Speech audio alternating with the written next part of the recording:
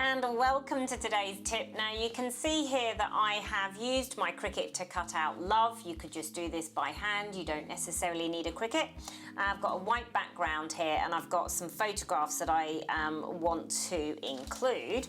Now they're not going to necessarily fit where I want them to, as always. Now I could have measured it up and that would have been the smart thing to do, but I think the circle's okay, so I'm going to leave that one like that. I want to try and get in some of that cake. And then on this one, I've got this V bit, which I am simply going to cut off with a pair of scissors and a craft knife.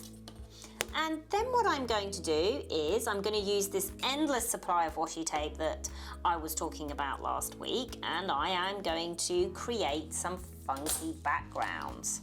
So we've now got a V shaped instead of a triangle shape instead of a V, but I think it works absolutely fine. So what I'm going to do is I'm just going to get a pencil just so I can see where it's going to sit. Now I can move all my photos and that around, so that's not too much of a problem. But I do need this to be roughly, so I don't waste too much of my washi tape. I will be able to see where to put it. I'm going to move that aside, move those aside. This is going to sit behind my washi tape, behind my picture, sorry. And I'm just going to add in some cool funky colours. I am going to try and repeat the pattern so we have a little bit of consistency across it.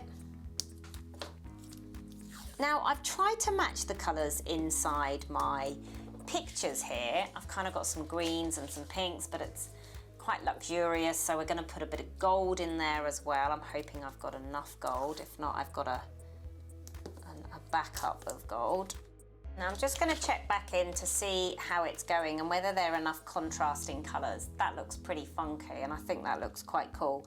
My only thing is here is my E, the section here is getting a little bit lost. So what I'm going to do is I'm actually going to pull this bit off and I'm going to add that white piece in. And I think that'll help it stand out a little bit more. All right, let's put this over the top and see how it looks. Yes, doesn't that look really, really cool?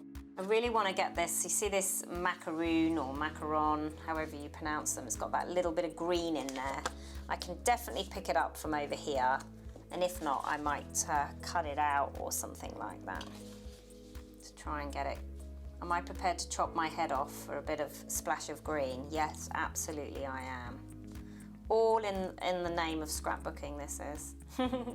Now I've got these two little corners here, so all I'm going to do is just add a little bit of darker washi tape, just to sort of kind of cover that bit up.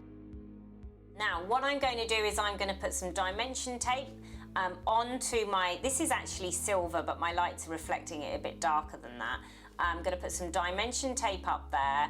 I think I might even finish it with this stripy tape on either side. Yes, I am. I think that looks really nice. So first of all, I'm going to cut it down because this has obviously still got its little bit at the top, which means it won't fit in my album. So I'm going to cut it down a little bit, add this as my border, which is another thing you can do with your washi tape, and add a few embellishments, and then this layout is done. I hope you've enjoyed it. I've included two photographs in there.